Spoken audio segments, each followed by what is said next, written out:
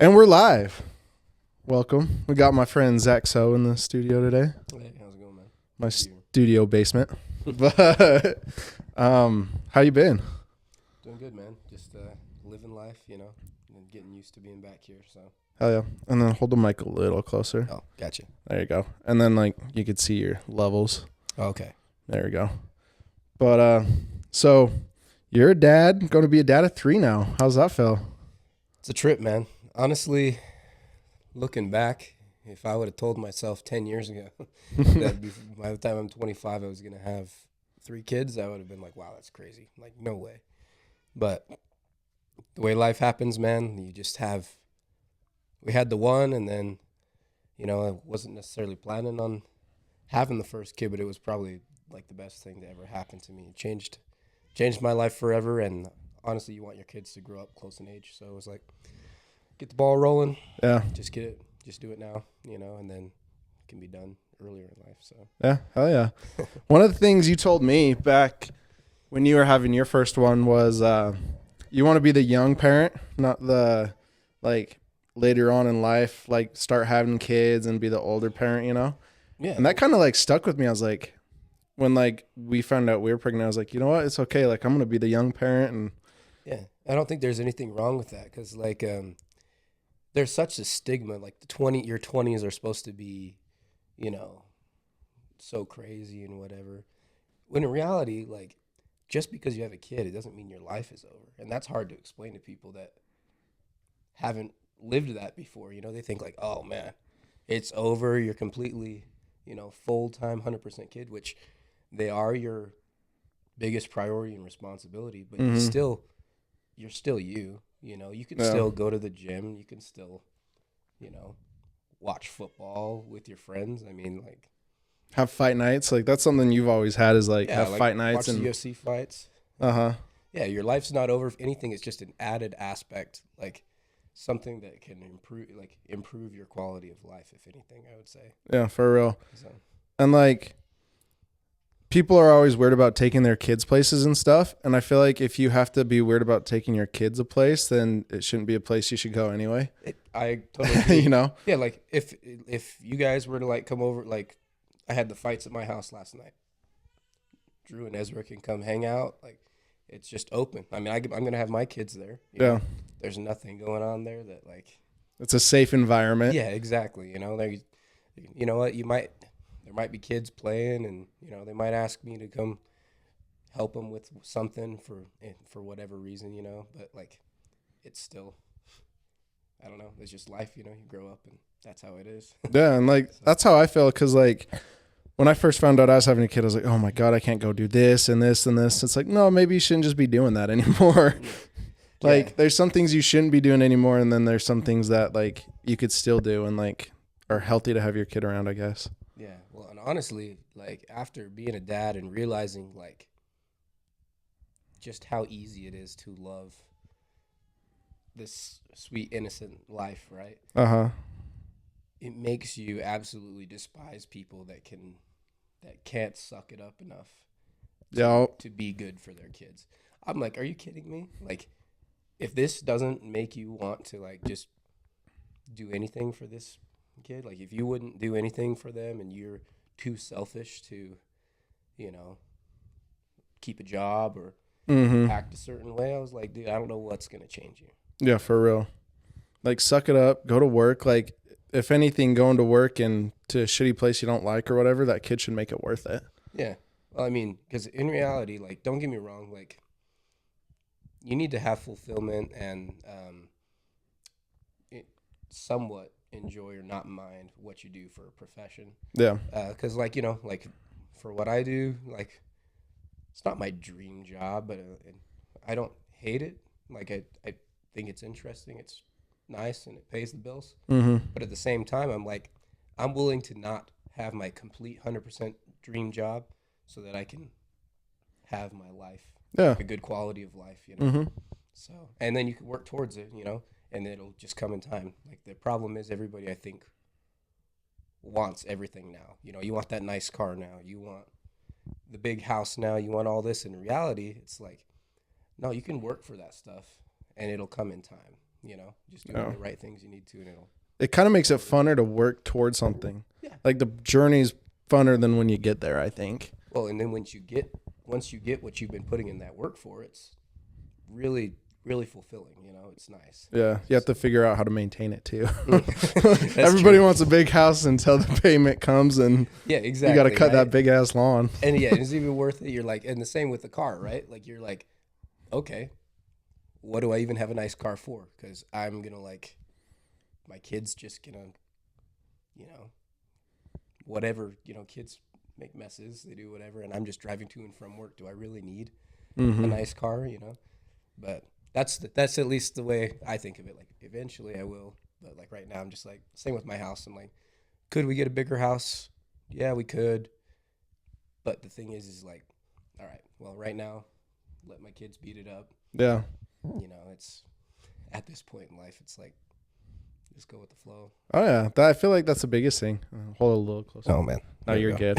But like, I think there's a fine line too, because like, I'm sure not everybody's this way, but when I found out I was having a kid, I was like, oh fuck, I need a reliable car, and like, because like you want your car to be reliable, so like when you put your family in it, it's not like breaking down and shit. Like, you don't want to drive around a piece of junk. Like you want to have you don't want like ghetto shit. Like you want to have like still nice things, but you don't need to be driving around like a Porsche or whatever. Yeah. I mean, I do, but yeah. Well, that's what I was talking about, like the goals, later on. But like when you're like, all I'm doing is picking up kids and driving to and from work. So it's like, yeah. Well, like right now, like it made me like go out and get a truck, like because I wanted space. I wanted enough space in the back seat, and like. But you're gonna use that, though. Yeah, and I do use it as like a truck, but like I was like, okay, well, I could justify buying this for the kid, for all the stuff I got to do. And like, once you buy a house, there's so much shit you have to like need a truck for. Yeah. Well, and then, like when Ezra gets older and you want to like go camping, if you go hunting, whatever you do, I mean, truck's a good thing to have. Hell yeah. And like, you don't got to go buy the most expensive one. No, like I bought like the base F-150. Yeah. Sometimes it is nice to, like what I've noticed is a lot of people, sometimes they'll have kids and then they'll completely like forget like who they get so lost in their kids that they all of a sudden just don't have any hobbies anymore. They don't do anything. So like me and Jordy, it's my wife, if you guys don't know, but I'm like, okay, you need to do something. Like you have to have a hobby. Like me, I like to play music, play sports, do, whatever. I'm like, okay, you like reading? Okay, well, you need to read. Because if you're not doing the things that you like to do, then you end up losing yourself. And in the end, it's just going to come back around and put itself into what we do, like somewhat negatively, Yeah. So, but like at the same time, there is like a balance. You also want to like, you do all the things that you need to for your kid, but also still have like your hobbies for you and your significant other, I feel like. Or things maybe you do together. Yeah. Like some couples have things they do together. Like sometimes you need your hobbies that you do by yourself. Like one thing I like to do that Drew hates doing is like go snowboarding or go up on the slope. I took her once and she was crying before we even got to the lodge, and I was like, okay. It's always it's so interesting to see what things couples get along doing and what they don't, Like I've taken her golfing before and she's like, I fucking hate this, like it's too hot out here, like yeah. I'm like, okay. She's like, every time I hit the ball it goes in the pond over there. For real.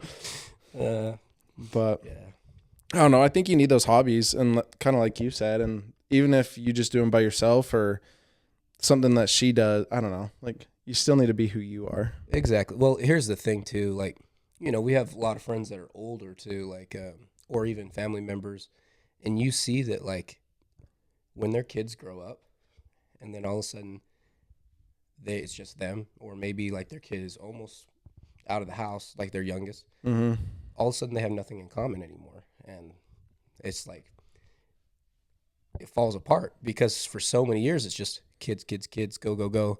And it's like, hey, they never did anything together. Yeah. That they enjoyed, or all of a sudden they're like, wow, I don't do anything for fun. Like I just, the kids are my fun. And while the kids are, I think we can agree like our kids are fun, but you have to like, it's important to still like go on dates. Oh yeah. Continue to know, because we all change every day. We all go through our own experiences. It's important that we change and grow together with our significant other, so that we know why they are how they are, and they know why we are how we are, and there's no gap in that. Yeah. Misunderstandings or anything like that. So, and like you kind of see that like growing up, you'd always see the movies and like the parents reconnect and whatever, and I was like, oh, that's such bullshit. And then like you actually have a baby and you're like, holy shit, like they're not lying to you. Yeah, it's easy to get lost in the routine, man. Like, oh, okay, watch Moana for the 1,000th time, like. But yeah, kids are fun too when they get like really interactive. I'm curious to see how it's going to be having a boy versus a girl. This last one is going to be a boy, and the other two I have girls. So it's like if the personalities at all different, because I've already noticed like my daughters are so young, and yet they already have like complex emotions. Like my 4-year-old, tell me about her day at school, and I'm like, oh man, I'm in for something later on. You're like, oh dear. Yeah.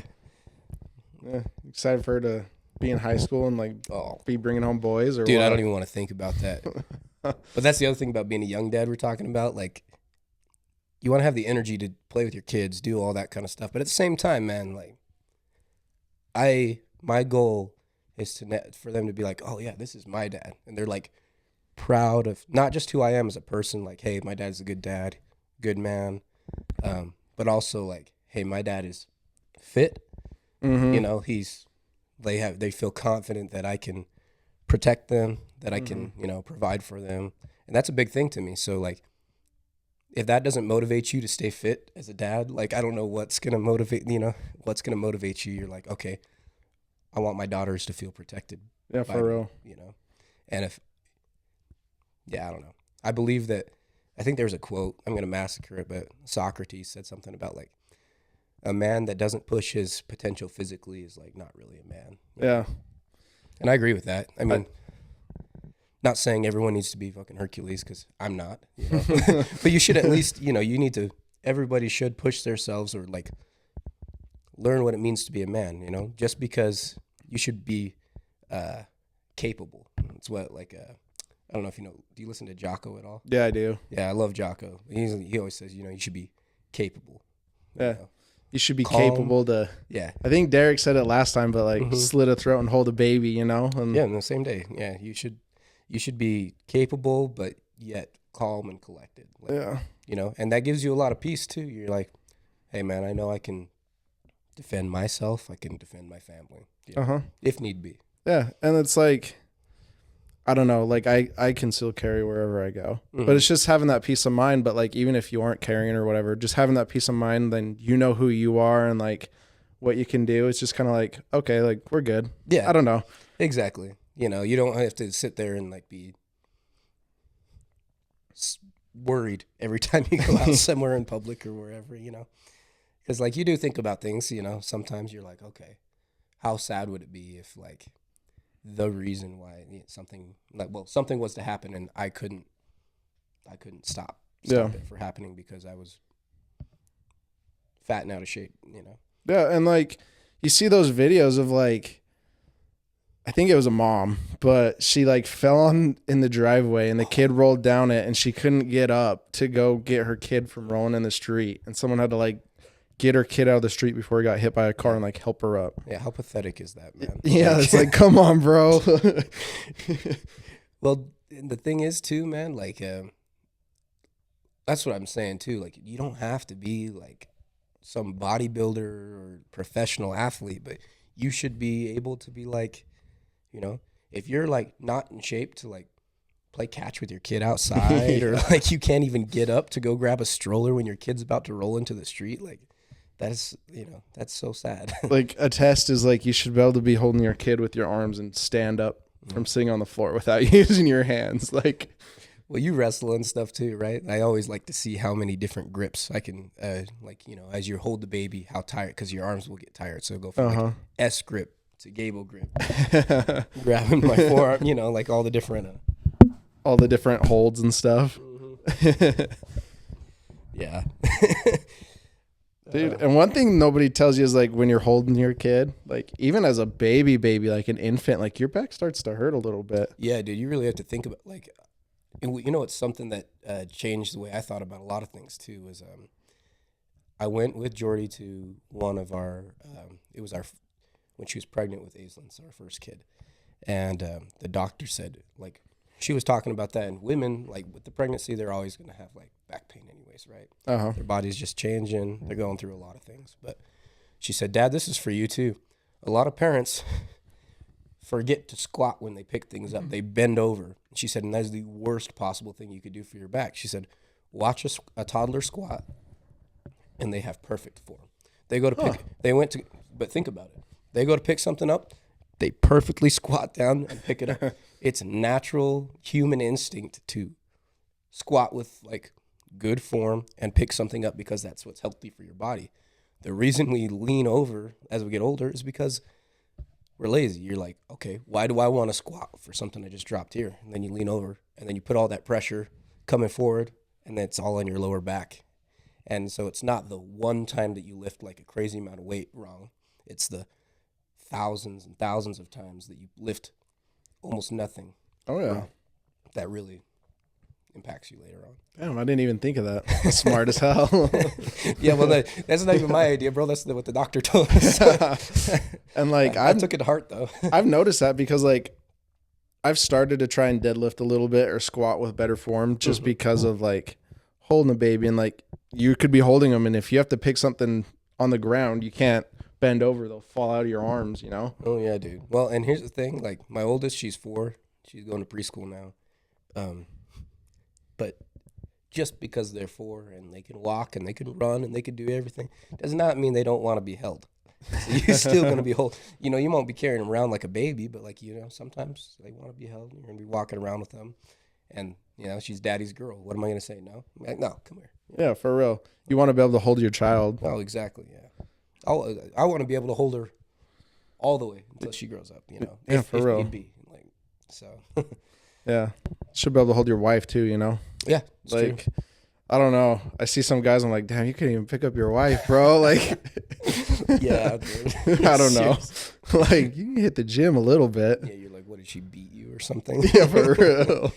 Does she beat you? No, that's funny. I don't know. I'm like, damn. Yeah. I remember one of my coworkers once, he used to come in, and he was always like super shy, really skinny dude. And I was newer. This is when I started at Boeing, so a little over 5 years ago. He was like, yeah, so this is Greg, whatever. And I meet him, and he's like, so, I asked him, I said, so why is he so awkward and like shy? You know, he's like, oh, let me tell you a secret. He's like, his wife beats him. Oh, shit. And so I was like, oh my God. I felt like a total douche, you know? And then come to find out he was just bullshitting me, because then the next time I talk to him, I'm trying to be all nice, you know, and then he comes over and he's like, yeah, no, I was just totally messing with you. That's awesome. That is awesome. And then the one dude's like, what, you thought my wife beat me? I was like, no. See, no, not really, right? So you just don't want to be that guy that people think your wife beats you. Yeah. I don't know. Like, if you're that guy that people think like, oh, his wife probably beats him, then Oh yeah, dude. Yeah, that's probably your sign. You probably need a little more confidence. you need to do something. No, I would say, like, you know, it doesn't. Having confidence is huge for your self-esteem, and that carries over into, like, I feel like your kids and your wife, because like kids pick up everything, man. So if you have like some sayings or you talk negatively about yourself, all of a sudden your kids start talking negatively about yourself. About themselves. So they'll say the exact same thing that they heard either you or your spouse say, and you're like, whoa, no, that's not how it is, honey, you know. And then they're like, but they're like, why? Because that's like what you said. Mm-hmm. And I don't know. Kids pick up so fast on that kind of stuff. They really do, man. Good or bad. That's crazy. Mm-hmm. When did you start noticing that? When Aislinn turned 3. So first 2 years, you know, they're kind of just like running around doing their own thing. But when she turned 3, she'd be like, I mean, the most dumb things like watching like Encanto or Moana, you know, when they say something like, oh, I'm just not the perfect daughter. Mm-hmm. And the next thing you know, she's like, oh, Dad, I'm just not the perfect daughter. I'm like, what are you talking about? You're 3. I just asked you to eat the rest of your cereal. That's like, Like, you just eat all your food. It's okay. yeah, no, dude, no, but they absorb. They really like pick up whatever you say, good or bad. So like, then at that moment, I realized it's like, especially with them being girls. I mean, guys need to hear it too, but girls need way more reassurance. You have to be like, oh baby, you're beautiful. Oh, you're so smart. You're so pretty. You know, you're so brave. Mm-hmm. Like you have to like. I want to be that dad that always is feeding them that, because if you feed them the opposite and you don't even know you're doing it, then it's going to carry over into their own little self-esteem and mentality that they have. Yeah. So. And like, I feel like building a kid's mental abilities at such a young age is so huge. Yeah. And that's something like I haven't experienced yet, but like just from what I've heard, like you and other parents, you know. And like I saw this thing, I forgot what actor said it. He's in The Wolf of Wall Street, but DiCaprio? No, the other guy that like pounds on his chest. I know who you're talking about. I forget his name. But so like this whole time since Drew was pregnant and everything, I was like, I want to be my kid's like role model. I want to be their like hero and who they look up to and stuff. I still do, because like I had role models and stuff and someone who I wanted to be like. But now that I heard what he said, he's like, I want to be my own hero, but in 10 years. So what I'm looking up to is me in 10 years.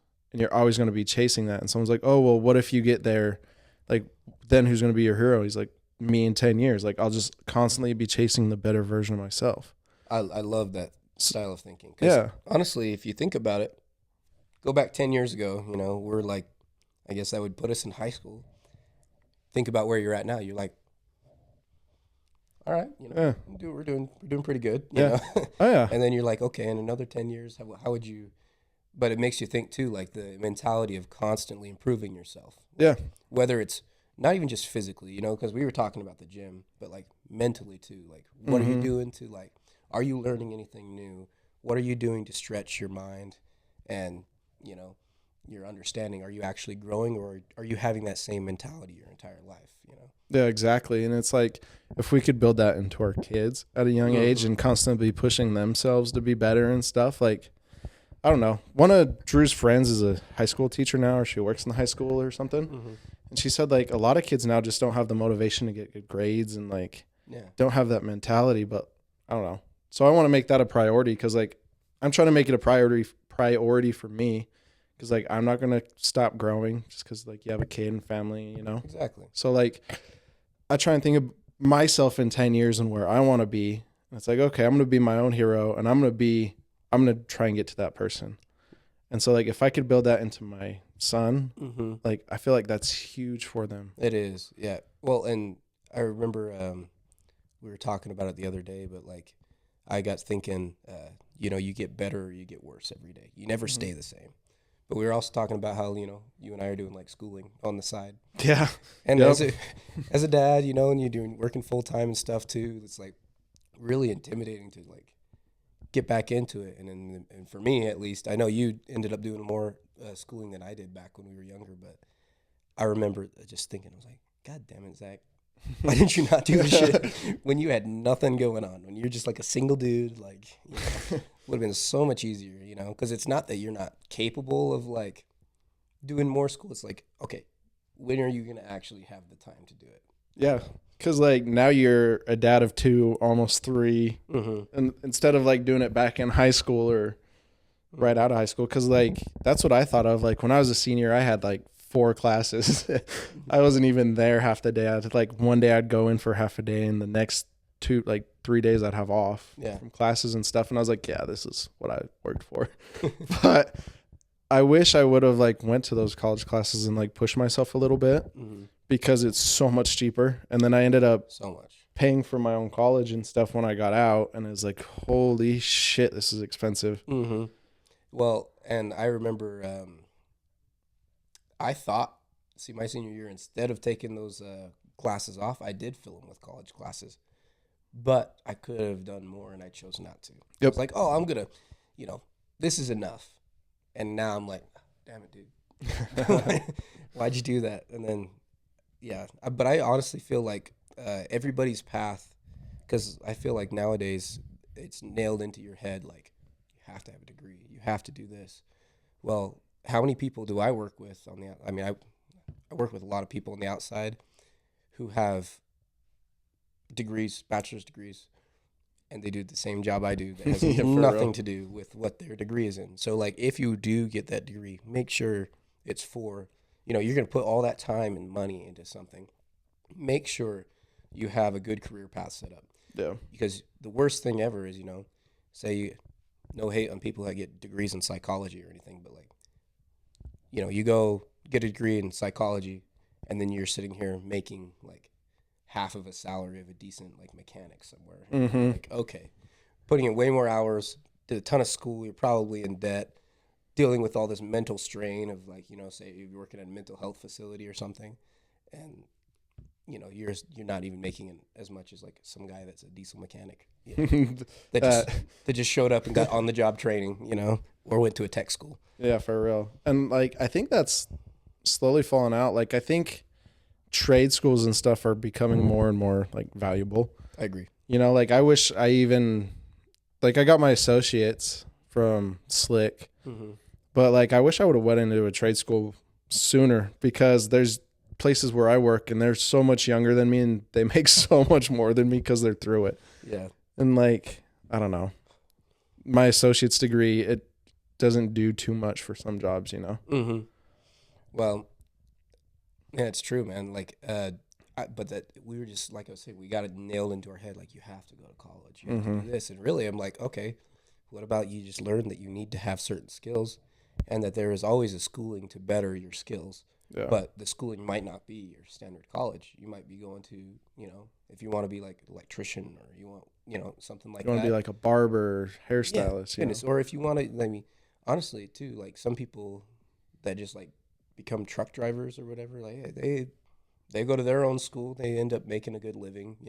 It's just a matter of what you want to do. There is a way to make money doing something you want to do, and I don't know.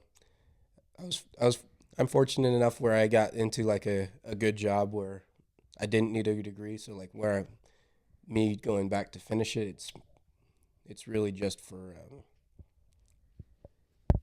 basically just to say I did, like, have something else on the resume, and also thinking later in life, like, okay, how am I going to expect my kids to go to school Yeah.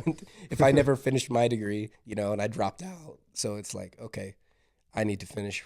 I need to show them that I can finish. And even if it takes me years, because, the pace of life, like, it's still something that you can have an example for them. So Yeah, and that's kind of why I did it. Is, I don't know, I was kind of at a job that I liked, but like there's no room to go up really in management. And it's like, okay, I want to be working on something.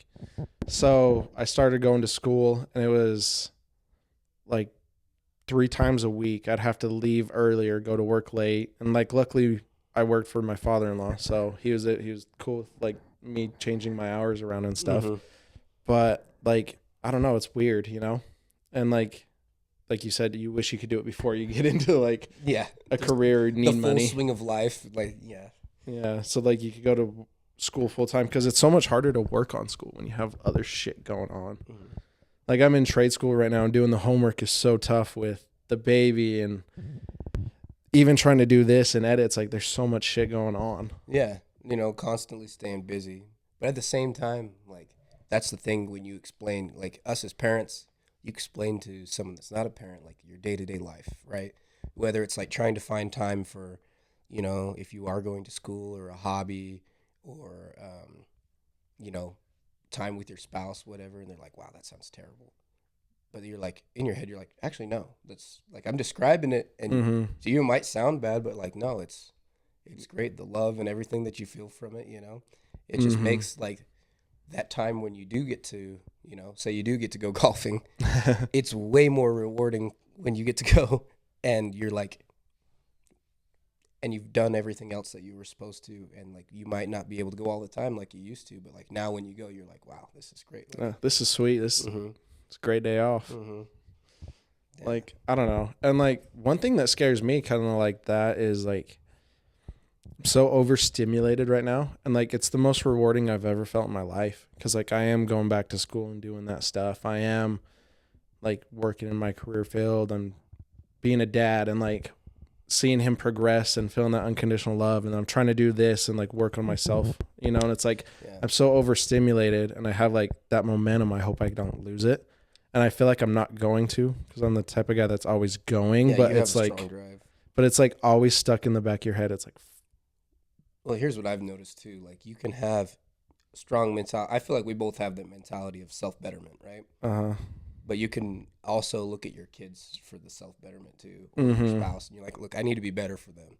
Like, so, you know, if today I feel lazy, or I don't want to, you know, submit this assignment, or if I don't want to go to the gym, or I don't feel like, you know, doing, I don't know, whatever it is, you're like, all right, if I don't feel like doing it for me, I gotta at least do it for them. yeah, you know? for real.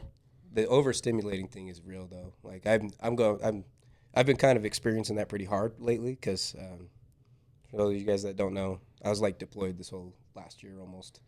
So going from, like, I was pretty good at, like, so it was like an 11-hour time difference. So I would call in the morning when I woke up, and they would be going to bed. And then I would, before I'm going to bed, they're just waking up.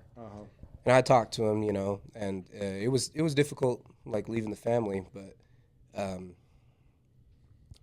coming back, just kind of like going from being, you know, largely like by yourself, like, you know, you have your quiet time, you have all that, to just like noise and crying, and you're it really stresses you out. Constant stuff going on. Yeah, I'm sitting here like practicing breathing exercises with myself. I'm like, all right, dude, get back into the flow of things. And I feel like for the large part I have, but I feel like it's normal.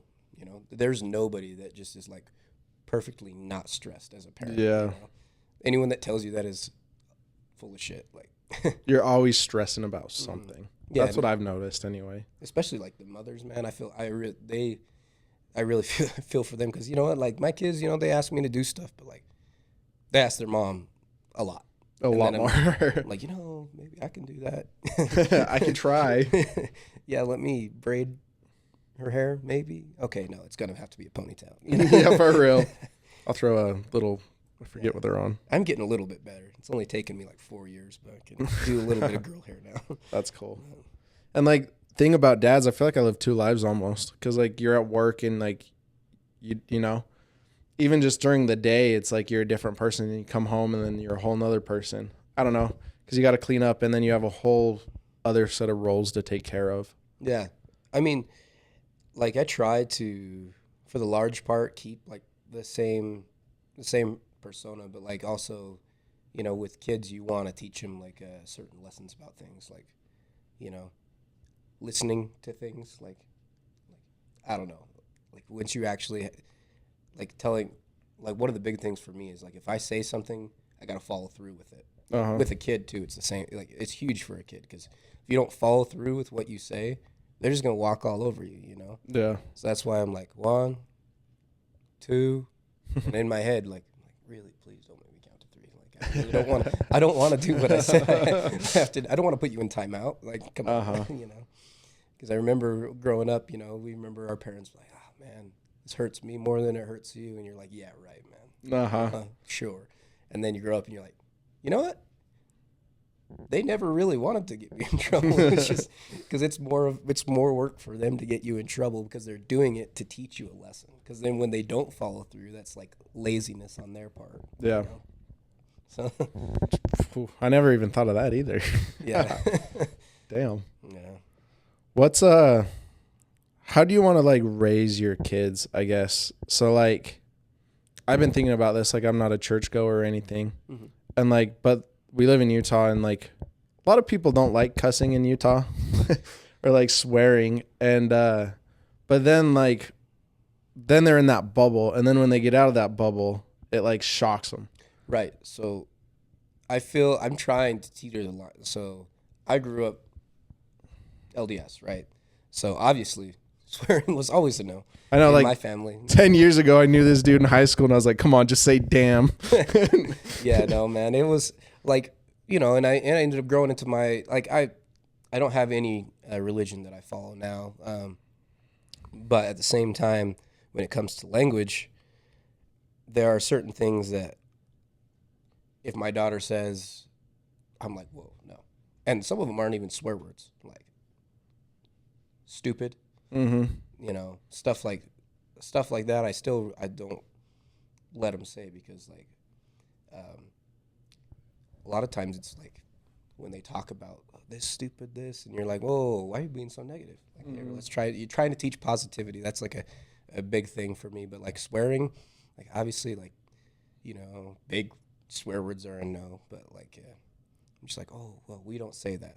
Like, that's like a, you know, and it's funny because I'll be watching a football game, man, and I'll like, that's a shitty ass call or something like that, you know, and she's like, oh, Dad, we don't say that. And I'm like, I'm sorry, that was not good. That was a stupid play. She's like, Dad. I was like, nope, okay. That was not a very smart play. I don't know why he threw the ball there.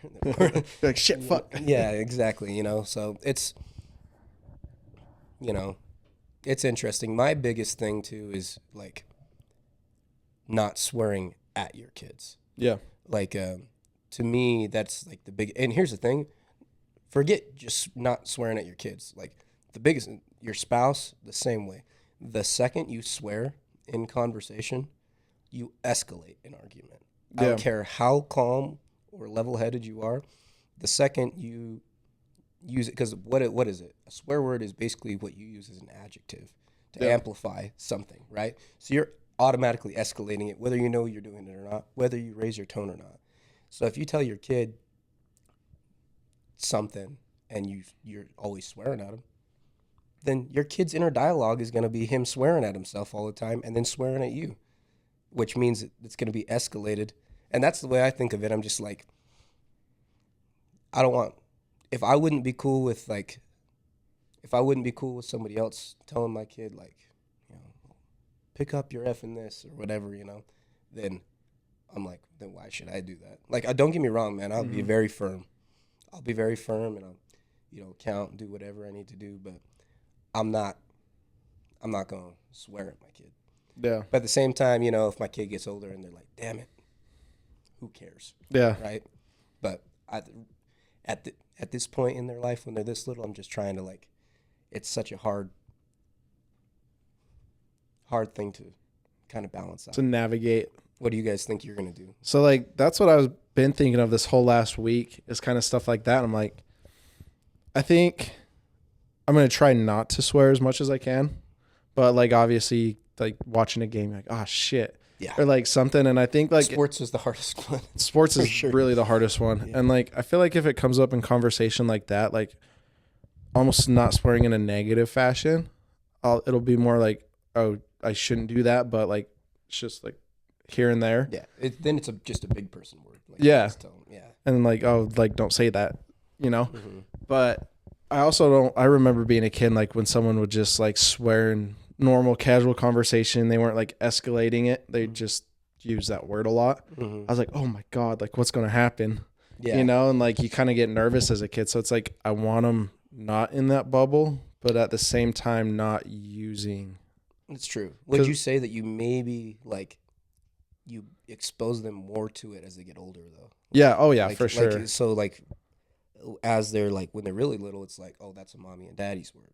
Uh-huh. And then by the time you get older, they're like, okay, well, if you're going to say that, this is when you say it. And, like, you this is how you say it. Yeah, this is, like, the context that you would use that in, so you don't sound like an idiot, you know? Yeah. And, like, you could use, like, just small ones. Because, like, I could go throughout the day without saying the big swear words and stuff, you know? No, and you just say, damn it, and just stuff like that. And, like, if they say that when they're a little older, then, like you said, like, whatever. Yeah. But and, you know, I'm not perfect at it, man. No. No parent really. Well, I don't know. Some are better. I guarantee you, Braden is great. Uh-huh. Holding his tongue. But Oh like yeah. me, like I remember the other day, I dropped. I had a plate and I like dropped. I spilled. Right. Uh-huh. Swore pretty loud. Then afterwards, I was thinking to myself, I'm like, man, dude, You're- because it's something that Jordy will always say to me. She's like, well, what would happen if she said that, like my daughter? And I'm like, oh, yeah, you're right. uh-huh. You're right. So, you're just trying to be like mean what you say, like don't be a hypocrite. That's like Oh another yeah. thing. And like that's the big thing with stuff like that. It's kind of hard. Mm-hmm. And so yeah, like want to expose them to it so they're not so like shocked when they hear words like that or something. But then, like I said, I don't want them using it. Mm-hmm. So I don't know. It's a fine line, and I guess I'll kind of find that out. But No, dude, all parenting is just like professional bullshitting. I'm serious. You're just like, okay, we're gonna figure this out.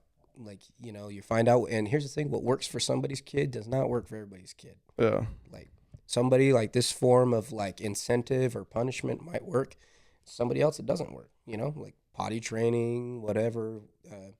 Like, it's never the same for any kid because every kid has their own personality. yeah, And then as a parent too, you're learning and just growing just as much as the kid is. The only difference is like growing up, you have to act to your kid like you have your shit together. yeah, Because if the kid doesn't think you know what you're doing, they're not going to listen to what you say. So yeah. And like I also don't want my kid to be that kid that's like, oh shoot, or oh fetch, or like some goofy ass shit like that.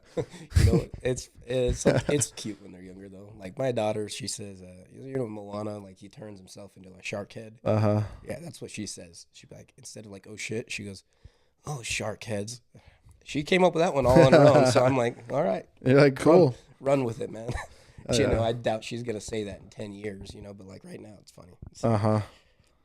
But yeah, don't want him to be like that kid in high school. Because I'd always hear that and I'm like, shut the fuck up. I don't know. Or like I was in the halls once in Stansbury and I sworn some kids like, we don't say that here. I'm like, go fuck yourself. Yeah, that's different. You're like, we're in a public place, man. Yeah. So I don't know. So just like on that, it's like a fine line, I feel like. I've also been thinking of this too. Like drugs and alcohol when they get older. Like, I don't know about you, but like I would try some drugs here or there. Like, but like you want your kids to be able to tell you and talk to you about stuff. So I've thought about this a lot, because like everybody, we were all young and crazier, at some point. And like if they ever asked me about it, like I would give them the honest truth about like, hey, this is what this is going to do to you. Like it's, like I'm not going to you don't want to have like that just say no mentality where like, oh, if you do this, you're going to be like, if you smoke weed, you're going to become some sort of addict or like, if you do blow once in your life, that's going to, it's going to kill you. Like you can be like, no, this is what the reality of is. And this is what you need to know is like, this can wreck your life, like, yeah. And it's, like something more, obviously not like marijuana, but you're like, this is also a felony. You could go to prison for this long. Mm-hmm. This is what it did to all these people, see the effects of that.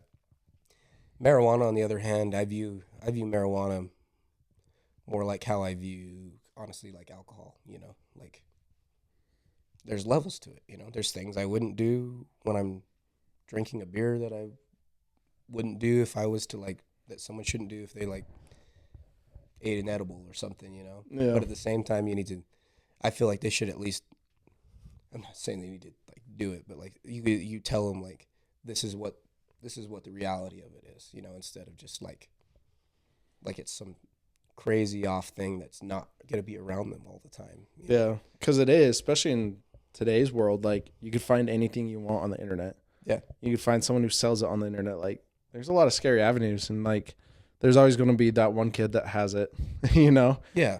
And like, I don't know. Cause that's the hard part. Cause they might come ask you a question about it. It's like, okay, well, I'd rather, you don't want to be that parent that gives them said alcohol or drug or whatever, but then you also don't want them to run off and be doing it in some sketchy spot. So I'm very against Utah's waiting until you're 21 years old to drink. Uh-huh. I think this is the most stupid thing, because like they say for brain development, whatever. I'm like, okay, well you're an adult. If I can join the military when I'm 17 years old, if I can buy a house, if I can accrue debt, if I can do anything, if I can have children, like, but you're telling me I can't legally buy a beer and drink responsibly. So then you're going to have all these irresponsible 21-year-olds.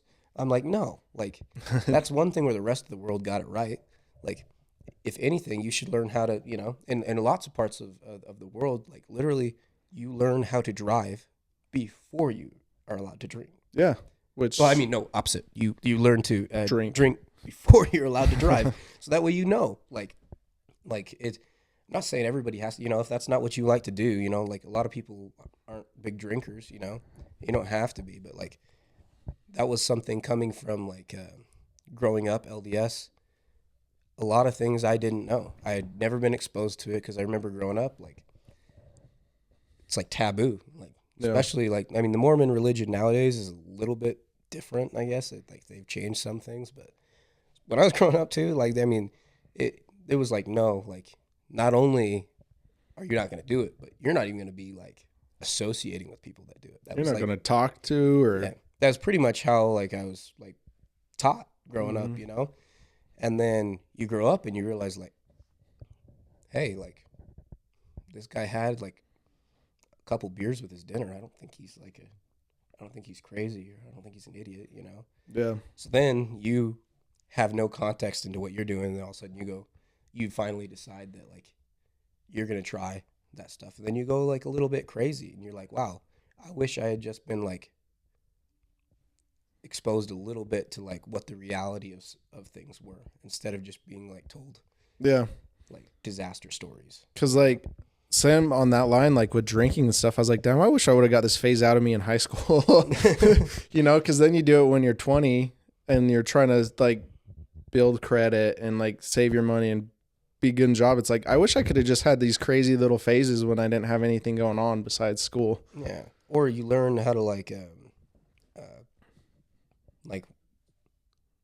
you learn your limits and stuff when you're younger. And what better, like for me, like I would rather that my kid learns with me and our family in a safe environment than just being like, we all know like in college, you got some kid that's blacked out in a field, just laying there. Exactly. With, their shirt off or something, and you're like, oh my God, that can't be my kid. Like, I mean, like us growing up, we might have some crazy stories, and I'm like, I don't want that to be my kid. I want my kid to know, like, this is what it's like. This is how you should be, But and I think it's kind of like along the lines, if you show them like this is the way to do this healthy, like like this is a good habit. This is I don't know. Almost like guns, like firearm safety. You teach them when they're younger instead of they just go get one and then Education God knows what happens. Really is like the biggest thing, I would say. Mm-hmm. Like education about anything, because fear is of things of the unknown. Yeah. What you don't know about, you fear. So if you don't know anything about guns, bro, damn, so scary. But boom, what happens if you use it every day? You arm up, for whatever your job is, or like if that's it, then it just becomes a tool to you. Yeah. Versus like, other people, some of your tools that you might use as an electrician, man, or like me, like working on airplanes, like be like, oh man, that's scary. I don't want to use that machine. I don't want to use this, this tool. And you're like, well, to me, it's a tool. Like it's an everyday thing. Like it's no biggie. Sure, there are dangers to it. Like, oh yeah, you cut your hand off or could kill you, but you're like, but I've been taught, I've been trained, I know how to use it. Yeah. And it's when you don't know, that's where the fear comes from and where accidents happen. Yeah. So I don't know. Yeah. So that's been in my head a little bit. And like what you're saying is like kind of just exposing your kids to different tools and like healthy habits, I guess. Mm-hmm. Like you said, education about stuff. Yeah. That's huge, I think. Yeah, and same with, yeah, because like a lot of, I would say like, um,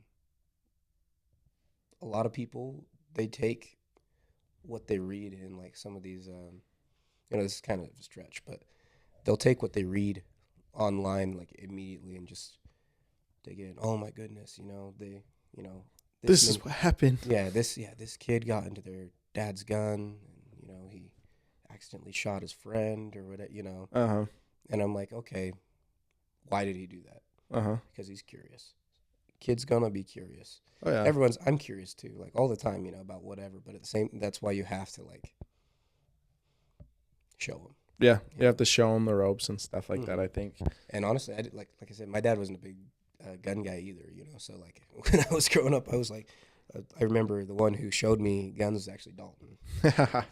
Dalton always with his guns. Uh-huh. So, mm-hmm. And like, I don't know, like going into it when you're a kid and like without your parents and you're learning stuff, it's like, should I be doing this? And it's like, it's perfectly safe if you know what you're doing. Yeah, exactly. Or like when someone pulls out a bottle of vodka, it's like, okay, well, this could be safe. Or you could be like, okay, well, I've drank this with my dad before. I know this isn't a good idea. I'm gonna leave. I don't know. Like, either that or you actually know what you're doing, and even if like they haven't done anything like that before, they at least know what people are like that are like that, because it's hard to, I don't know. I mean, I guess every kid's got to learn something for the first. I mean, that goes to another thing. Like kids are gonna have to experience, like, they're, as much as we want to, like, you want to do everything for your kid. You don't want to make any bad decisions. You don't want a kid to make fun of them at school. Like, I mean, Yeah. I'm telling you, man, like, you get really like upset when kids, like, if your kid, like, if kids are mean to your kid at school or something, you were like, all right, where's this 4-year-old at? Smack the shit out of this 4-year-old. Yeah, where's this little boy? Beat him up, But like, at the same time, you're like, they have to learn that stuff. Like, it's an important thing that they learn, that's like how life is. Because, like, you know what? What if they get a job and they're a nurse and they have these crazy patients that come into the ER and they're like saying the most appalling, mean stuff to him? And if they're like so sensitive, it's really going to get to them. Yeah. I mean, it's just going to hinder them in the long run. So it's part of just like letting them grow and have the experiences. And you have to like figure out how much to, like, you don't want to like hover completely over them. Like, you want them to learn, You want to learn that, hey, I need to stand up for myself. I need to get up. But at the same time, there's just this urge to like do everything for them, make those decisions. Uh-huh. So, or like when they're playing, and you like, maybe your kid's like getting left out or, whatever it is. And you're like, okay, maybe they'll figure it out. And sometimes if they're like being blatantly mean, then you're like, okay, and you step in and be like, hey, you guys be nice. Oh, okay. That's really all it takes. Uh-huh. Is that hard as a dad to learn that, or? It's like a constant, like, internal thing, like, where you're trying to decide, like, what's too much, what's not enough. Yeah. Like I was saying, like, kids, for the most part, like, they're resilient. They can handle their own stuff. Yeah. And they have to learn. So they have to learn. Everyone has to learn rejection. Mm-hmm. Everyone has to learn, like, I guess, how to fit in. Like, you don't. Not your dad or mom isn't going to be there to like facilitate all your play dates. Like, I'm not sitting there even watching them. I'm just kind of like around, but I can hear him. And so, I don't know. It is interesting, and I'm hoping as like my kids grow that they're easy, but I just have this feeling that it's it's not going to be. It's so different too. Like, with girls, like boys, you're just kind of like, hey, buddy. At least that's like, my nephew just be like, hey, be tough. My daughter, I feel like I'm like, all right, why are you sad, baby? What's going on? Remember, we have to be tough. I don't think that's a good, because like as a dude, you're like, that's not a logical good reason why you should be crying. Yeah.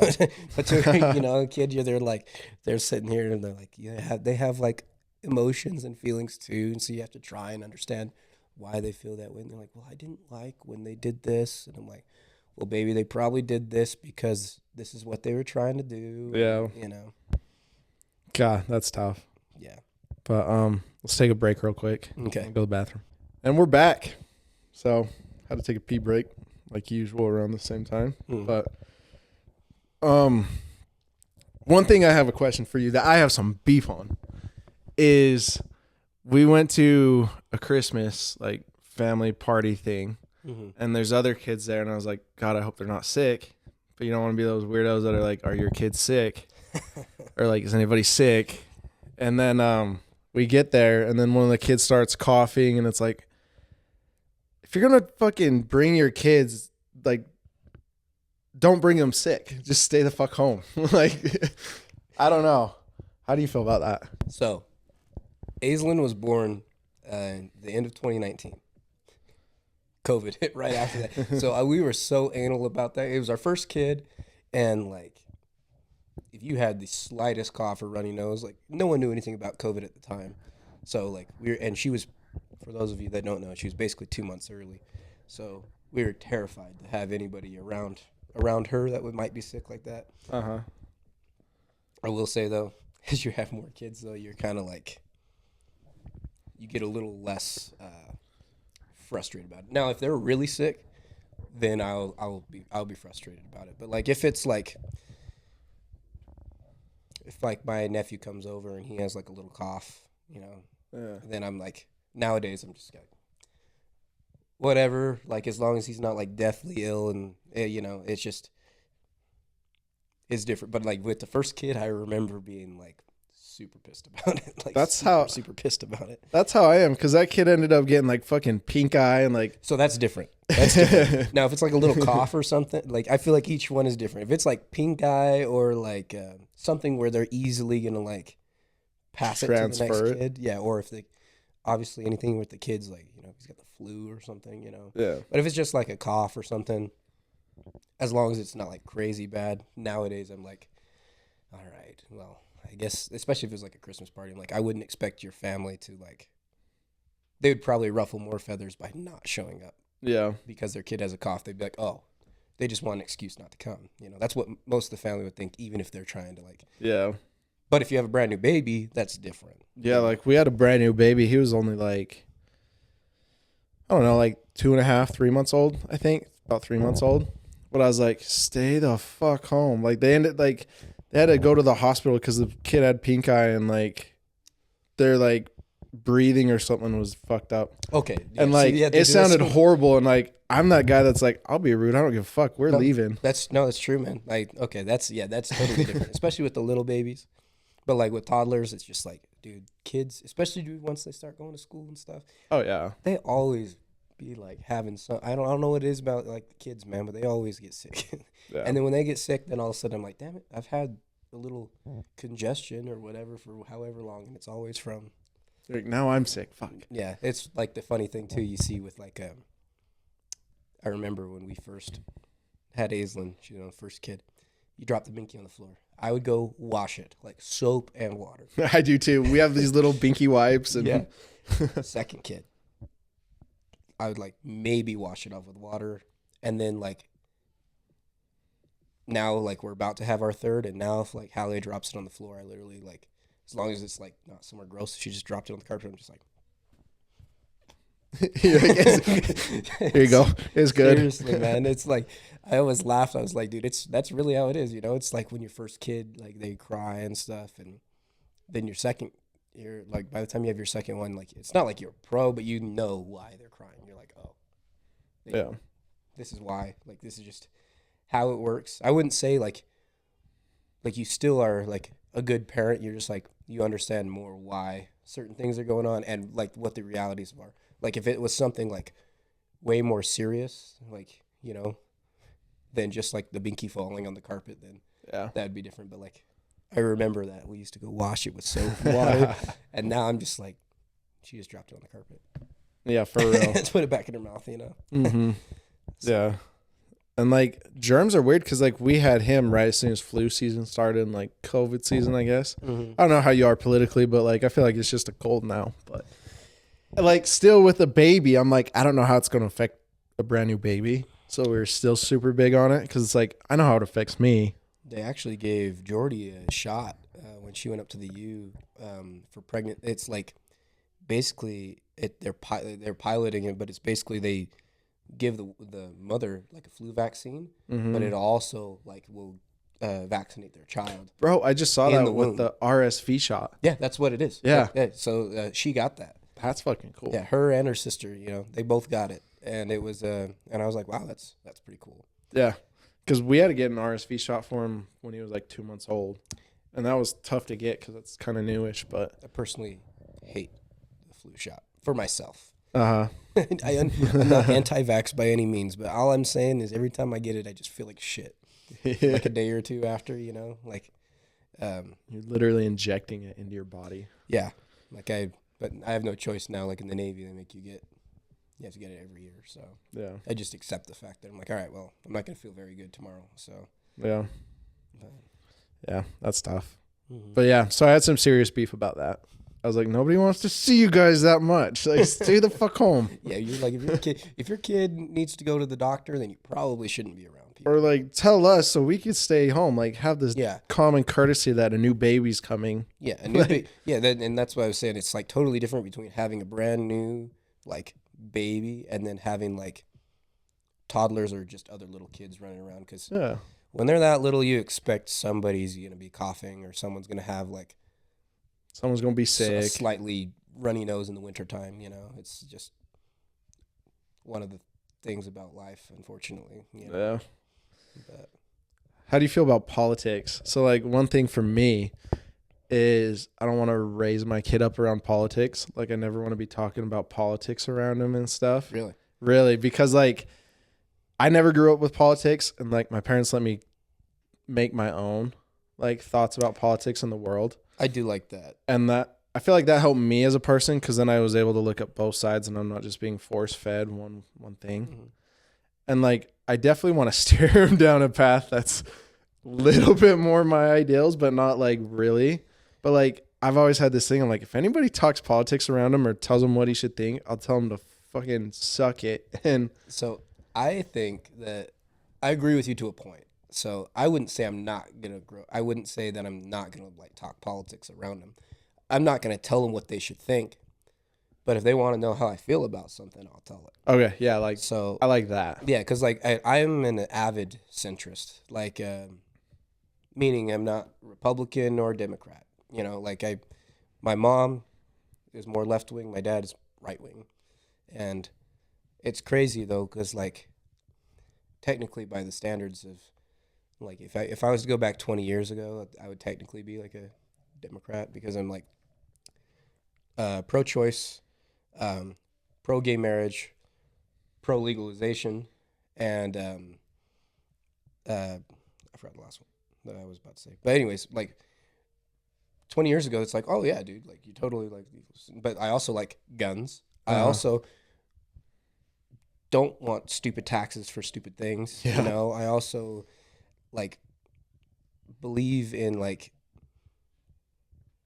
I don't know. It's just such a fine line of like all of a sudden you're just left with nobody because I feel like the way the right and left wing are nowadays is you have to believe everything that they say. Like, you're like if you're not completely on board with everything that's left wing or everything that's right wing, all of a sudden you're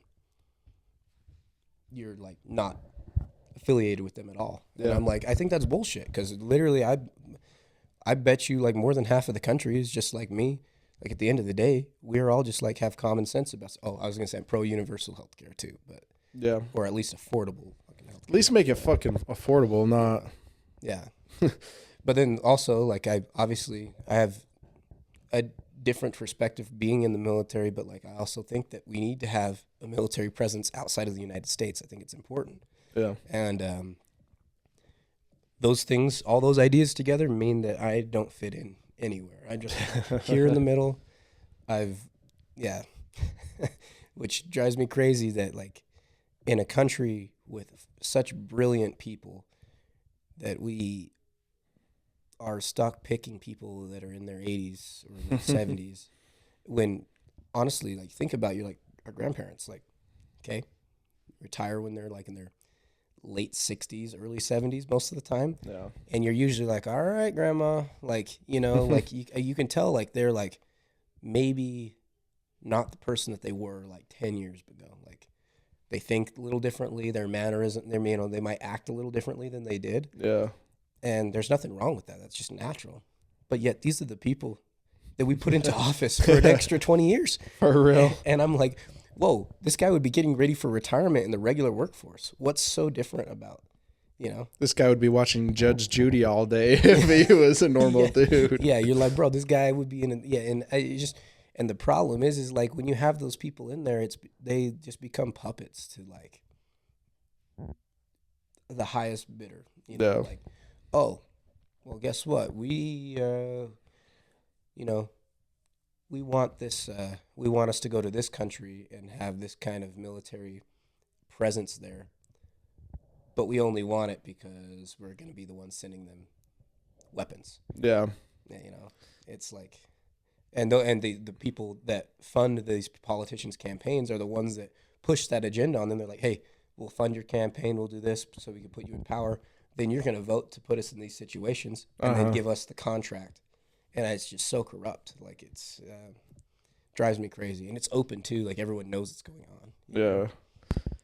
So I don't know politics, but like that's my thing is I'm slowly getting into it, and like I don't know all that stuff about like overseas and stuff like you do, and like I'd love to learn, but like with my kid, I'm kind of like you where I'm like pro-choice, pro-legalization, like affordable healthcare, kind of like you said. I think there's one more that I'm forgetting, but then like I like guns. I want to get rich and not have to pay it all in taxes. Like, you know, like I'm not rich right now, but I want to be. Exactly. Yeah. And like I like those laws, and then I like there's certain things of both that I like. So I'm center too for sure. Mm-hmm. And like both presidential candidates say some whack ass shit. I'm like, oh my God, bro. They appeal to the loudest. The loudest are the extreme ones. And yeah. They would make you think on social media that that's the majority. When in reality, that's not the majority. The majority of people are just like us. Like, you want to just live your normal life, like for real. Have the government not really mess with you, like for real. And it's like I kind of want to teach that to my kid. I'm like, not really, but like want them just to be more open-minded about things. And like if someone has an argument they want to tell you, like to be able to listen and like take information in, because there's stuff that people on the left could say and I'm like, okay, you were right up until this part and then you lost me. And then there's people on the right that have the same ideas. Well, and the other thing too is like just because you don't agree about something does not mean doesn't mean either of you is wrong. Like you might just have like a different idea or different priorities. Like, hey, you know what? My priority might be that, you know, I want more money for my kid's school.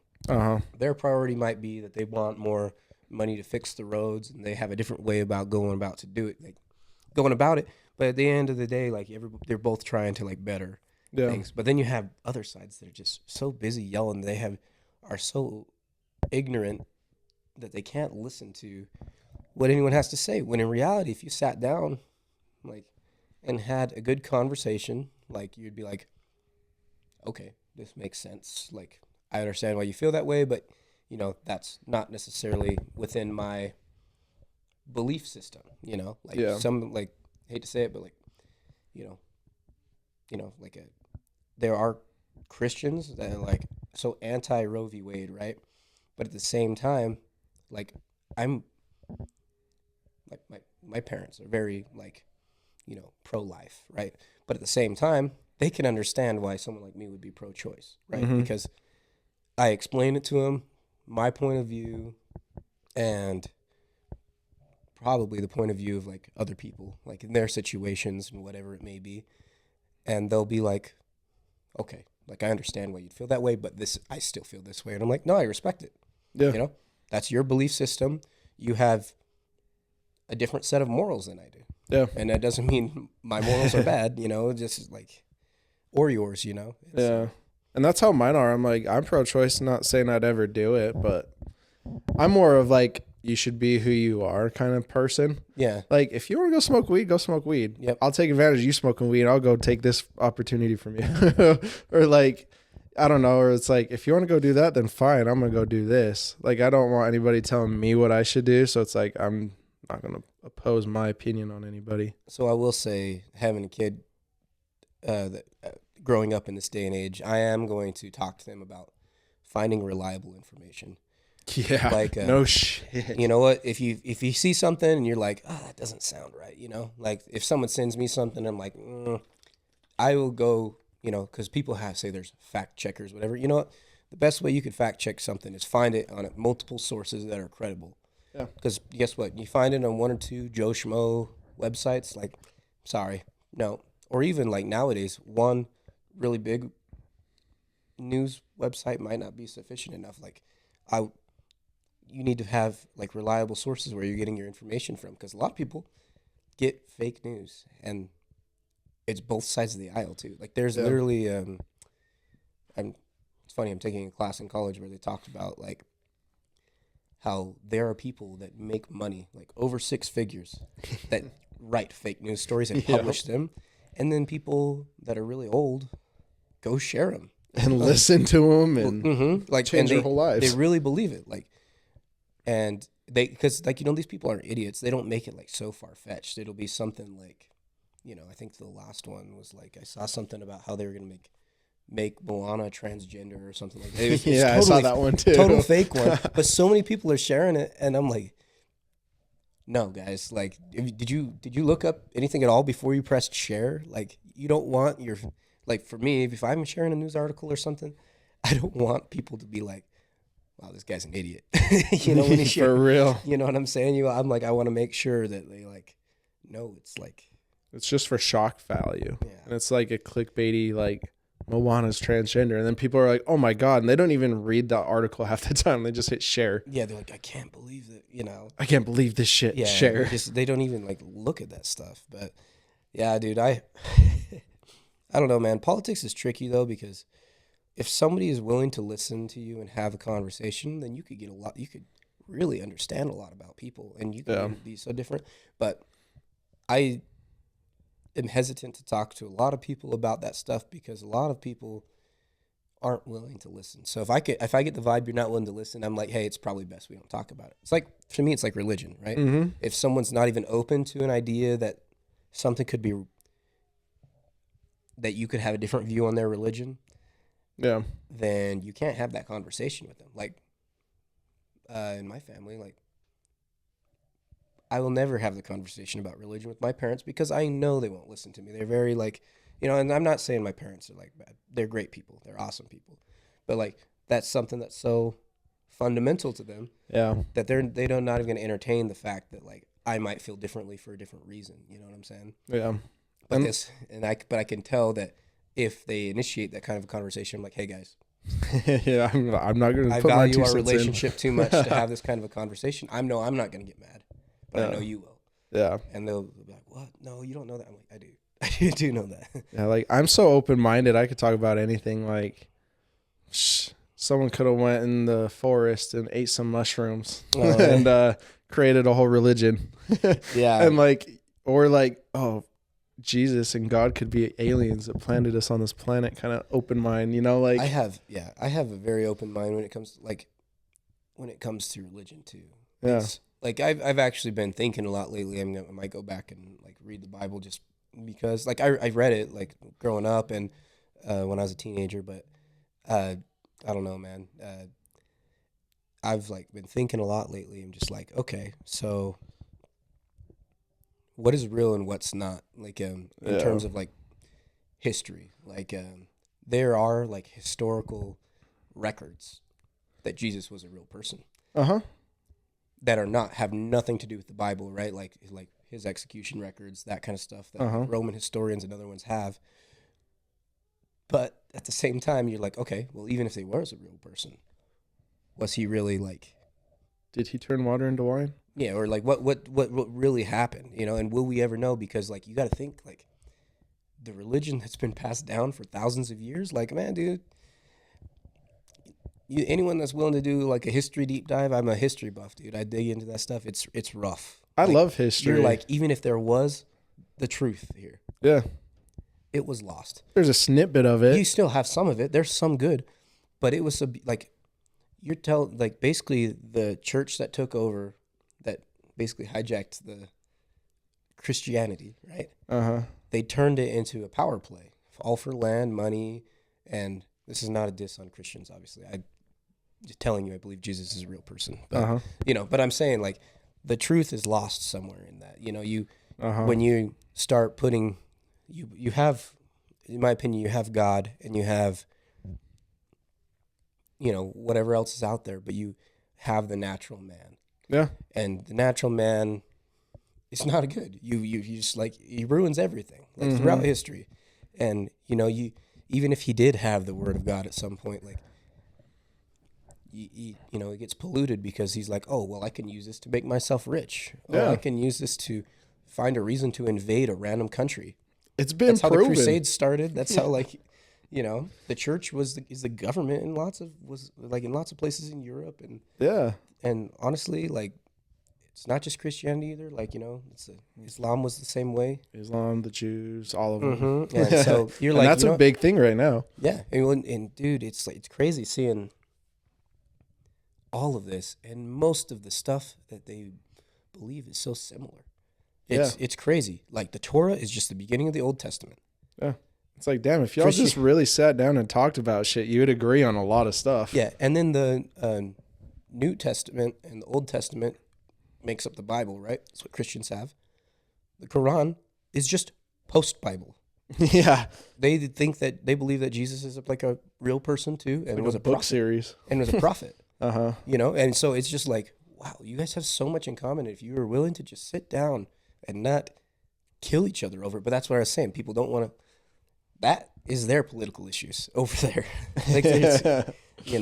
But people won't even try to listen for the most part. I don't want to throw everyone in a basket, but like a lot of people, Yeah. And then that's where I was saying, like, the natural man pollutes the religion for their own gain, because like all these things, you're like, wait, it doesn't say that anywhere in the Bible, or it doesn't say that in the Quran. And the Quran doesn't say anything about like a lot of the things that they're saying, and yet at the same time they have it drilled into these people's heads that no, that's what it is. Like, well, if you read this for yourself, would you think that? Yeah, and like a lot of people don't even know the real history about it. They just read the stories and stuff, and 100% believe that. Like, I took a history class in college, and like, this is something I want to expose to my kid, is like the history behind it too, as well as like the stories and stuff.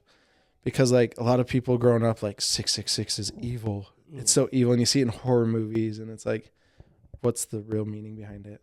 Well, and then you look in history, and it was just a Roman emperor that a bunch of Christians were running around spray painting 666 on walls, and that was their like shit talk. Yeah, graffiti. Yeah, it was they were literally graffitiing the walls of Rome, and it was just like a shit talking thing, and like people are like, oh, it's in horror movies, it's 666, it's evil, it's the evil number. It's like, it's just some shit talk. Well, I think history is fascinating, man. Like, to find out why people are how they are, and why civilizations and everything is how it is. Like, it just gives you an understanding of the world if you're willing to look at it.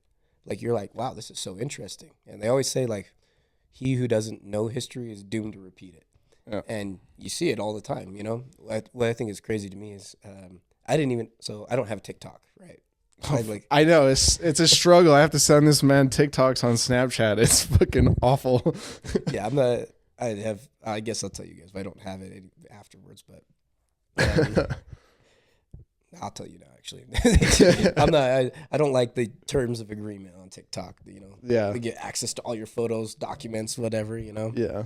But Jordy asked, I guess there was a trend going on that was like, how often do you think about the Roman Empire or something like that? Yeah. But I didn't know because I don't have one, so I'm out of the loop, right? So she just asked me, she's like, hey, do you ever think about the Roman Empire? And that's just so random for her to ask me that, right? And I said, sometimes I do, actually, yeah. And she's like, what? Why? And I was like, well, where I was at, we were building these roads at a certain place in the country I was at, and we were doing it out of concrete. And I was like, the Romans had concrete. That long ago, they built aqueducts, they had plumbing. I was like, but like I thought about it too, like the empire went all the way down to where I was at too.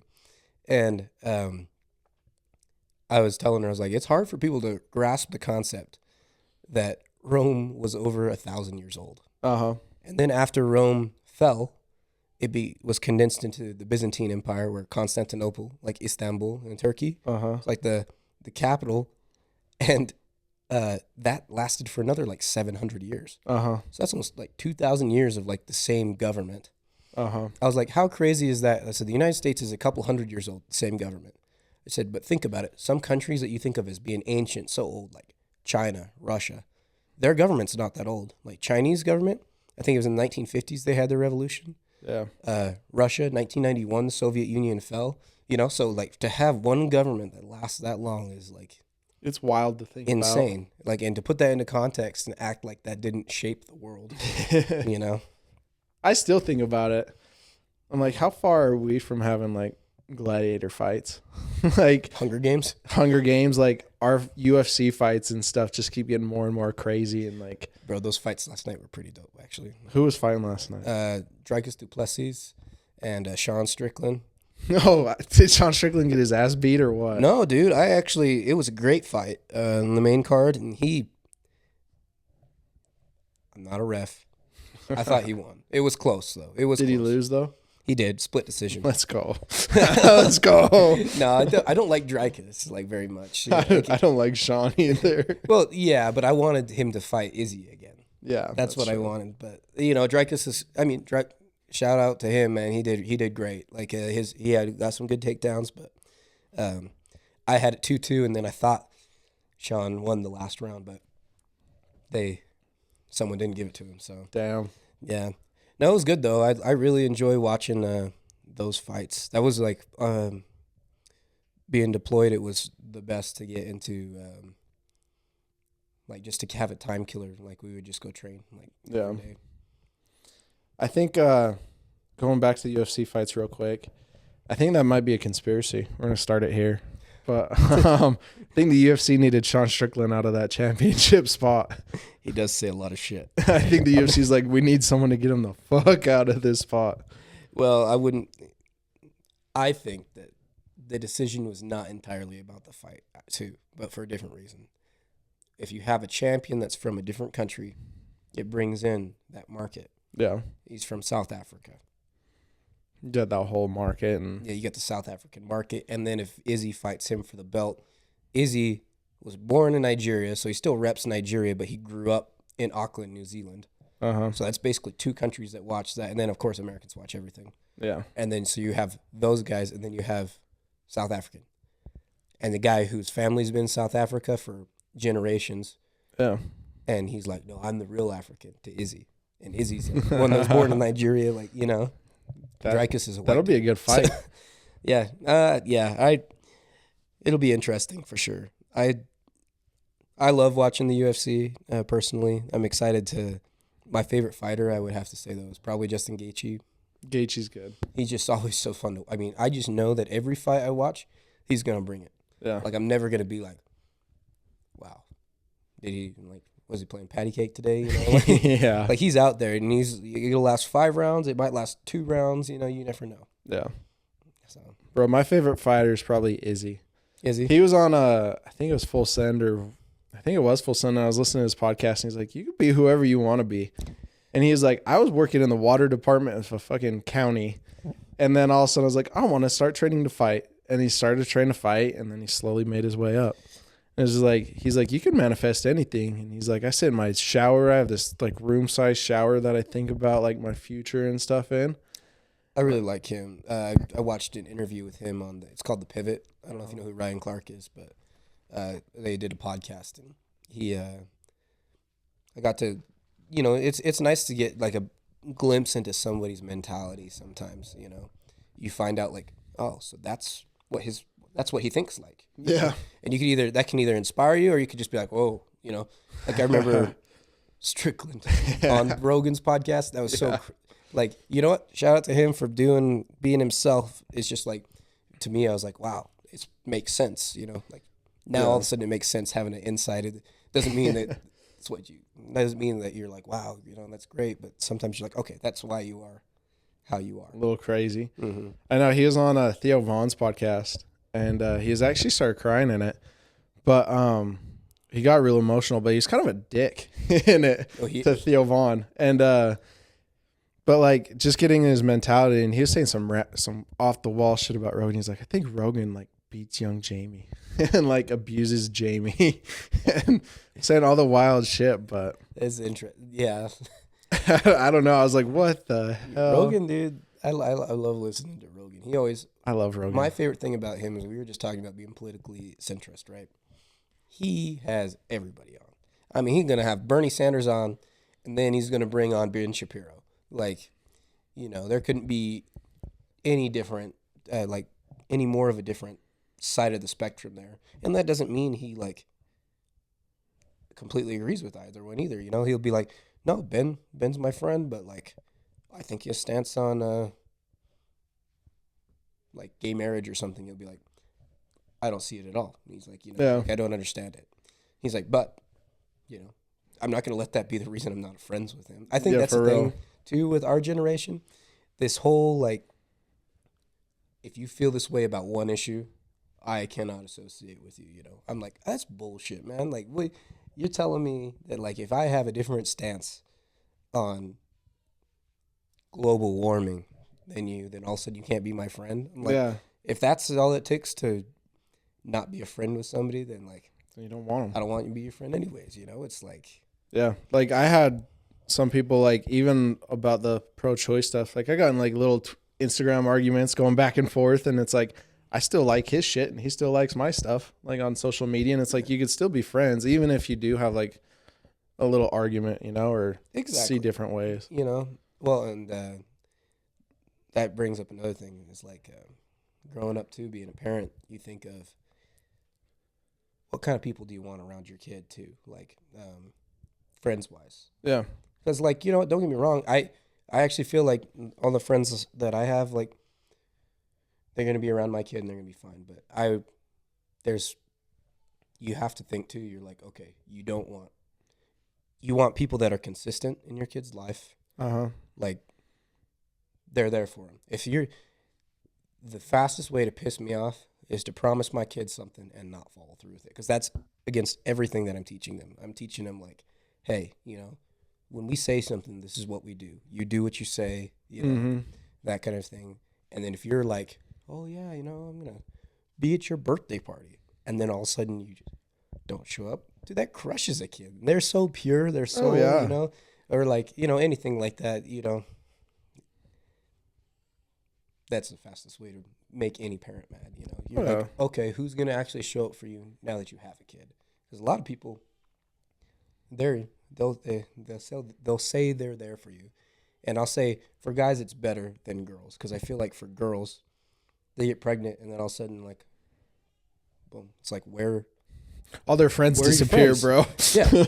Like I remember, like, when I was having when I had AZ, like, you guys still used to just come over to my house. I'm like, no, we could all still hang out. And, like, you know, if you want to drink beer and play cards, we can. You're still trained in your garage. Yeah, we were boxing in the garage and shit. No, but, like, I was like, we can still do that. You know, it's just like, hey, I'm going to have a kid now. And you're like, cool, no big deal. And it feels like a lot of times, unfortunately, like, women don't really have that as much unless the woman is already a mother. Yeah. You know, if they're mothers and they can come together and then they understand, but a lot of them just, like, I'm just like, whoa. Like, what, you guys think that, like, you can't be friends with somebody now that they've had a kid, you know? It's kind of weird to see that too. Yeah. And, like, some women don't understand, like, okay, they have a kid, they need to be in bed by certain times, or, like, certain stuff, they can't do stuff at this certain time. And it's like, I don't know. I feel like they don't understand that. Well, and the other thing too is it's like, invite goes a long way. Like, you could, you know what? I have some friends that they'll still hit me up to go to like, hey, Zach, we're we're gonna go to shout out Mikey. Hey Zach, we're gonna go out to this this bar. We're gonna go to the Westerner. You want to go? He knows I got a couple kids, and like, it's not saying I can't do that stuff, but like, I just have to plan it out. Right? I have to be like, okay, you know, this is like an event. We're gonna go have fun, find a babysitter, you know. Which obviously I didn't do that. You know, I was just at the house watching the UFC fights yesterday. But like, the invite goes a long way because it's like, hey, my friends remember that I exist. I'm not just like floating around, you know. Yeah. So, and like, I think a lot of women don't do that. Because if they were like, hey, girl, like, we're going to go get our nails done or whatever. You know, you want to go? Like, oh, no, I can't because I'm doing this. But thanks for the invite, you know. Like, lets you know you're at least exist to these people still. You know? Yeah. And I feel like girls plan shit out way too fucking much. Yeah. I'm like, plan stuff out. Like, hey, next Saturday we're gonna go do something. Like, even to do this podcast last week, I'd text you and I was like, hey, you doing anything next weekend? Yeah. And you're like, no. But like, some girls are like, hey, we're gonna go here and here 2 months in advance. Like, plan it out. I think it's best to just be like sometimes, you know, if you're at the gym on like a Thursday, be like, hey, you guys do anything tomorrow night? You guys want to come hang out? Sure. Kids run around and play. You just sit there and, you know, hang out. Like, I feel like you need to be a little sporadic, but plan it. I don't know. It's a weird balance. It is a balance. Like, sometimes the sporadic is fine. I love random stuff like that too. You know, I'm like, oh yeah, let's go. That's the funny thing though that we bring that up. I'm very go. Jordy's not. She likes to. She likes to plan and be like. I like to always. I'm very social. I like to be around people a lot too, and like her, she kind of has to recharge. You know. Yeah. So it's interesting to have like a balance. And right now, like, since I've just barely got back, I want to see people all the time because I haven't seen people for like almost a year. Yeah. You know, like I'm like, yeah, I want to see my family more often. And then she's like, oh, well, we were just over here, you know. It's like, yeah. I'm like, yeah, you're right. But it's just my brother and my sister. And then next thing you know, they're sleeping over. And that's, you know. Yeah. Yeah. And that makes it hard because that's how I am too. I'm like, go. If someone invites me to Windover, now it's like, now I want to just, that's what I want to do, you know? Mm-hmm. And like, my wife's not. She's very, okay, well, we had this planned and at this time and whatever. Yeah. And like, finding that balance in your marriage is pretty important, I think. It is. It's so funny too that like, we all just like, we all like marry a woman that has like a different kind of go than we do. Yeah, like so different. Like even me and so my sister-in-law's boyfriend Carson, he's the same way. He's like go like I am, and very social. And you know, she's really not too much. And I'm like, this is interesting, man. Like it's like almost like, and you see it the other way around too, where like the woman will be sometimes the woman will be like super social, and the dude's like, oh yeah, you know, I think I'll just stay home and play video games today, you know. Yeah. You're like, what? It's like, what is going on? Like, this is like the whole opposites attract thing, you know? And you kind of like, you hear that and you're like, bullshit. Yeah, and then you're like, then somehow we're all married to like the exact opposite. Like a different personality. And then, you know what? I always thought that I was like, you know what? That just means that she completes my personality in a certain way and I complete hers in a certain way. Yeah, I agree. And you build together to like kind of have like this unique personality as a couple. Whereas before, you know, if I was just by myself, I'd, you know, it'd be totally different. Same with her, you know. Yeah, I agree. But we're going to change the topic a little bit. Mm-hmm. Who's going to win today? So as of right now, the Bucks and Lions play today. Yep. And then later on in the day, it's the Chiefs and the Bills. Okay, so the Bills Who do you got? The Bills better win. Like I'm no hate Patrick Mahomes, but I hate dynasties. Like the Patriots, I couldn't stand because when they were at their, I was a Steelers fan, so I hated losing in the AFC Championship game all the time. But I hate seeing the same team win so many times. Yeah, and the Chiefs fans have like been a little more cocky lately, you know, because they weren't too bad for the first few. They still stayed pretty humble, but now it's like, okay. I was like, you guys think you're still all that? You don't even have Tyreek Hill anymore, you know, or Juju, like. Uh-huh. And so I would like to see them lose.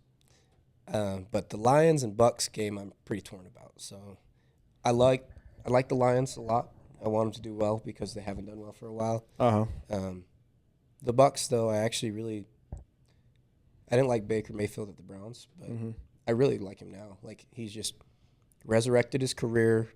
He's just how could you not like him now? Yeah, for real. He's such a likable guy, which is funny because when he first came to the NFL, I couldn't stand him. I thought he was so arrogant and cocky.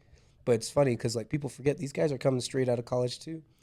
They're maturing, you know, and he's like not the same person he was like 5 or 6 years ago. Yeah. You know? I'm just going to say, I've always said this. If I came out at that age and got multi-millions of dollars, I'd be a completely different person too. Like, number one draft pick into the NFL. Oh yeah, like, I'd have the biggest fucking head too. Yeah, I mean, it's just like, it's hard for us to understand. Like, well, it's easy for a lot of people to criticize someone's behavior from their couch. You know, it's like, but at the same time, like, I think I might pull for the Lions. Oh, okay. It's going to be close, so I'll be torn. Like, either way, I'd be happy with it. I just don't want to see the Ravens or the Chiefs. Yeah. I'm going to cheer for whatever team comes out of the Bucks Lions. Obviously, I'm a Bucks fan, but I don't know. I've even seen the Johnny Manziel documentary, and people are like, how could he do that? He's done, like, he was such a shitbag and stuff. I'm like, I'm not going to say I wouldn't do the same exact things that he did. Yeah, well, I mean, and we would never know. Yeah. But it's easy for us to say something when we're not gift wrapped. I mean, I wouldn't even call it gift wrap. Those guys did work for that shit. But selling the signatures and, like, getting on the court side with LeBron and stuff or whatever, I was like, yeah, I'd do that exact same thing if I had the opportunity. Yeah, especially you got to think, you know, like, a lot of them don't even play 4 years in the NFL and the college anymore. They just you're like 19 years old, like, just like, oh, hey, by the way, here's $1 million. Yeah, same thing with like women too. I would imagine, like, you know, you're all of a sudden like 19 years old, single, and have millions and millions of dollars, and they're like, man, why he just has the worst taste in women. I'm like, dude, you think he's too young to even realize these people are gold diggers at this point, you know? Yeah, for real. He's looking at other things. you know. But I don't know. I got the Bucks obviously in today's go around. And then I'm torn between the Chiefs and the Bills. I just hate seeing Taylor Swift. I'm over the whole Taylor Swift I want thing. the Bills to go to a Super Bowl. If the Bills won, I would be happy if the Bills won a Super Bowl. I think they deserve it. Josh Allen is likable too. Kincaid is there now from Utah. I like him a lot. Yeah. So. Well, to be honest too, like, what the Lions game is going to come down to is, like, if Todd Bowles and that defense can actually put pressure on Goff or not.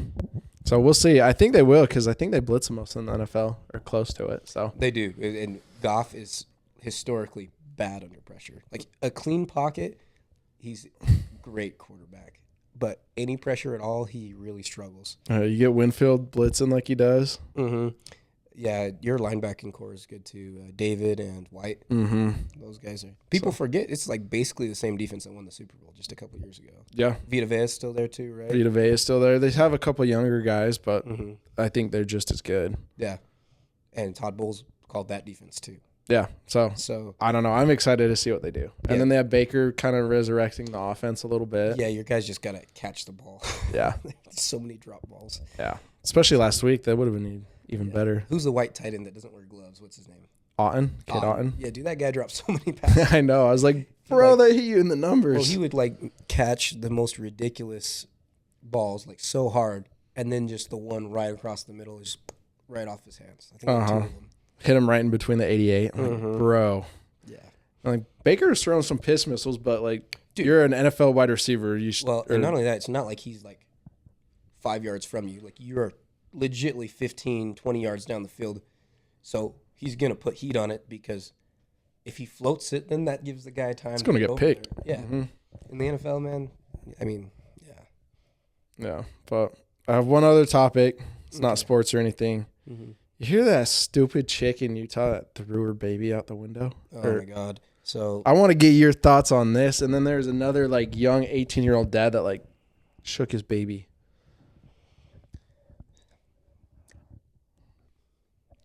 Whoever does that to a kid, they could die. I wouldn't care. That's what I'm saying. Like, put me in a They room deserve with to them. die a brutal death. I can't even really listen to it. Like, every time Jordy wants to tell me, because I follow, like, the news, and, like, I feel like I'm up to date on a lot of the geopolitical issues and things. But when it comes to stories like that, I won't even read the article. She'll just tell me about it, and I'm like, okay, I can't even. It's just so evil. Like, I just don't understand how you could do that to such an innocent, Precious life. yeah. And dude, here's the thing too, like with the whole shaking baby thing, like to act like a parent doesn't get frustrated when their kid cries and they can't make it stop. Like, every parent gets frustrated, but never once have I been like, let me harm my child. Yeah, for real. Like, the doctor literally will tell you, like, when you have your first babies, they'll be like, if you need to walk away, walk away. Yeah. Because, like, they're not going anywhere. Then you come back, you calm down a little bit, you can breathe, and boom, you're good to go again. It's just, Yeah. I saw that. Drew told me about that this week, and I was like, oh my God. well, that's why I have a lot of respect for, I mean, there's a lot of reasons I have a lot of respect for law enforcement, but one of the biggest ones is, like, being someone that responds to those kind of scenes. Like, oh my God. Like, I remember a couple New Years ago, one of my cousins, she's a police officer, she had to respond to a case where this woman that was on meth had stabbed her daughter that was 4 years old like 100 times. And she got there and had to, like, revive her. Try and revive her at least, And I just can't imagine the amount of restraint that you would have to show, like, at this evil person, like, such a terrible act. I mean, I almost feel like it's just off those fucking evil people right there. But, like, that's why I don't know. but that's why it's such a hard field to be in, because, like, Yeah. imagine not even just that, like, you have those are murder cases, the worst of the worst. Then you have the child, like, sex crimes. I couldn't even. And imagine being on that, like, kind of, like, doing those kind of investigations or busts. Like, wouldn't you just want to, like, Harm the person responsible? like, just break Ooh. every bone in their body. That. And you know what? They'll get what's coming to them. Yeah.